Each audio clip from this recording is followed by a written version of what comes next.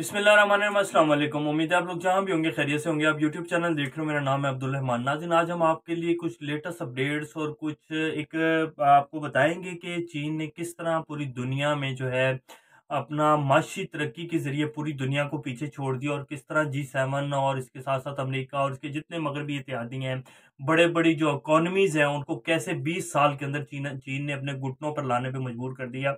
आज एक बड़ी तफसीली रिपोर्ट और बड़ी सर्च के बाद मैंने आपको कुछ इशारे इकट्ठे किए हैं कि चीन ने पिछले 20 साल में खास तौर पे 2000 से लेकर 2020 तक जो है कितनी कितनी स्पीड में खुद को तरक्की दी है।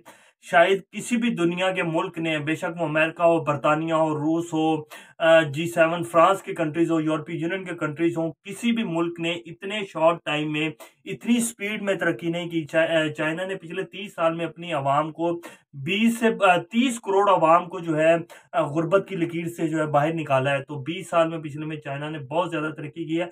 आज हमने एक तफसीली रिपोर्ट आपके सामने रखेंगे जिसमें दो इस खास तौर पर चीन के पिछले 20 साल की तरक्की और कैसे चीन जो है जब 9/11 हुआ, 9/11 हुआ, और उसके बाद चीन को एक मुआहदे के जरिए वर्ल्ड ट्रेड ऑर्गेनाइजेशन का एक रुकन बनाया गया, और उसके बाद चीन ने खुद को कैसे तरक्की की राह के ऊपर डाला।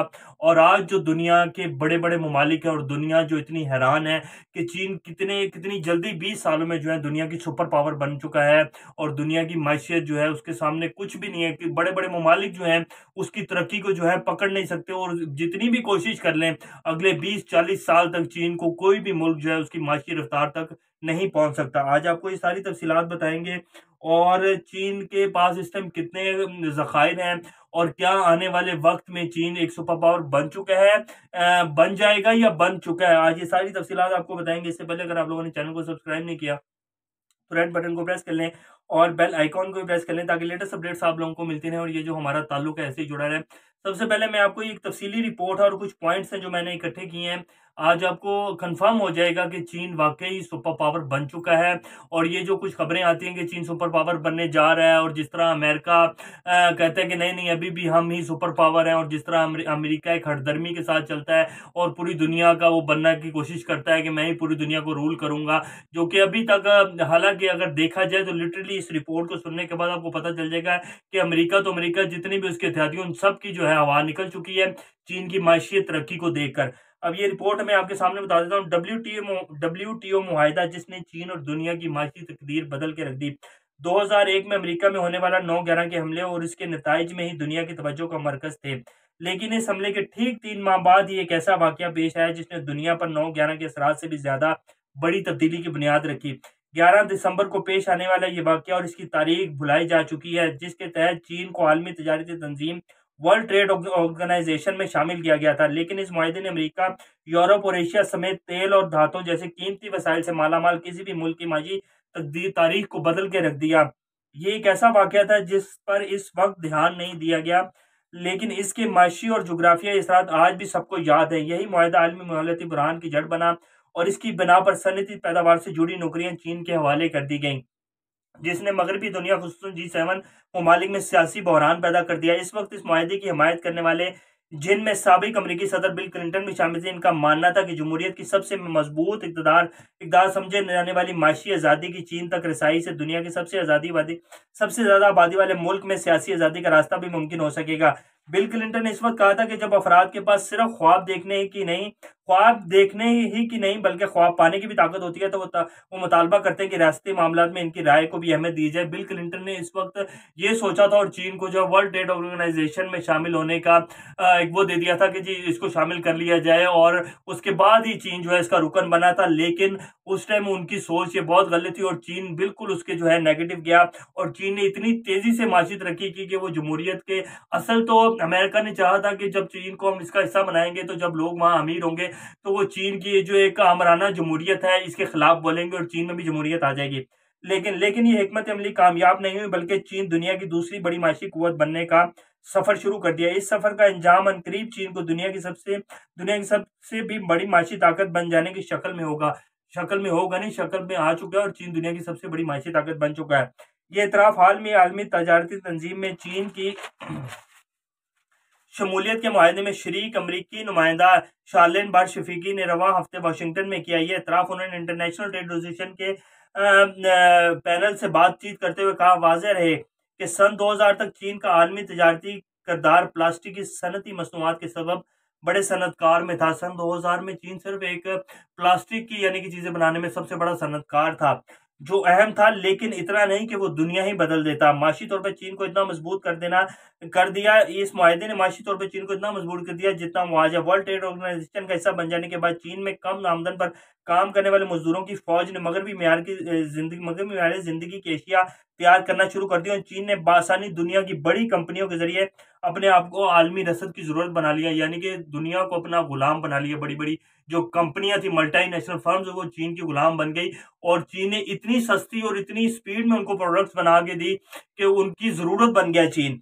इक्तसादी माहिरीन ने इसको सप्लाई शॉक का नाम दिया, यानी रसद का झटका, जिसके असरार यकीनन हिला देने वाले ही थे, जो आज भी पूरी दुनिया में गूंज रहे हैं। इस दौरान चीन की मैशियत में 12 गुना इजाफा हुआ, जबकि ज़र मुबादला के ज़खायर में 16 गुना इजाफे के साथ $2.5 ट्रिलियन तक पहुंच चुके हैं। ये इनके कुछ ग्राफ्स भी आपकी स्क्रीन के ऊपर चल रहे हैं।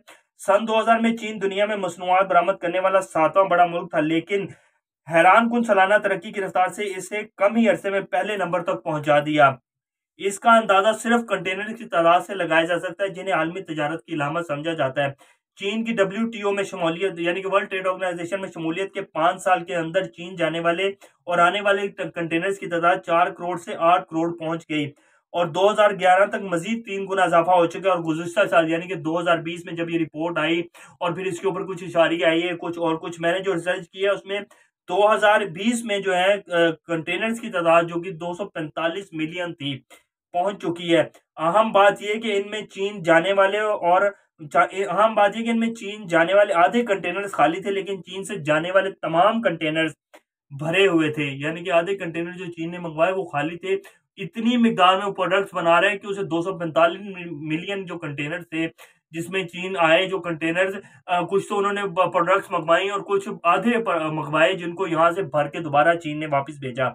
इस माशी तरक्की के साथ ही साथ चीन ने सड़कों के जाल में भी बेपनाह इजाफा किया। 1997 में चीन में 4700 किलोमीटर तवील सड़कें थी। 2020 में चीन में 1,61,000 किलोमीटर तवील सड़कें मौजूद थी, जो कि मुल्क के 99% शहरों को जोड़ती हैं और दुनिया में सबसे बड़ा सड़कों का नेटवर्क है जो चीन में ही है। कितना भी कोई बड़ा मुल्क है, अमेरिका, बरतानिया, इनमें में किसी में भी जो है इतना बड़ा सड़कों का जाल नहीं है और दुनिया के कोई भी ऐसा मुल्क नहीं है जिसके 99% जो इलाके हो वो उसके शहरों के साथ जुड़े हुए हैं, उस परासा सड़कों के। इतना बड़ा जाल किसी भी दुनिया के मुल्क में नहीं है।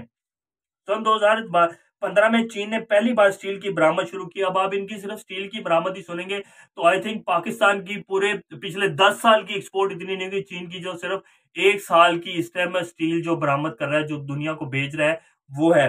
चीन ने साल 2015 में चीन ने पहली बार स्टील की बरामद शुरू की। आज से तकरीबन 5 से 6 साल पहले की बात है और आज दुनिया में स्टील बरामद करने वाला सबसे बड़ा मुल्क बन चुका है सिर्फ 6 सालों के अंदर। 1990 की दहाई में चीन की स्टील की सालाना पैदावार तकरीबन 100 मिलियन टन थी, जो कि 2020 में सालाना 1 अरब टन से तजावज कर चुकी है। बहुत बड़ी तादाद है ये, 1 अरब टन।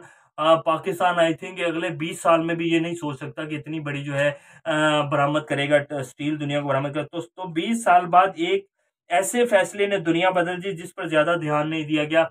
दरअसल उस टाइम 9/11 हुआ और अमेरिका ने अपने एहतियातियों के लिए और 40 मुल्कों की जो नेटो फौज बनाकर अफगानिस्तान के ऊपर चढ़ दौड़े।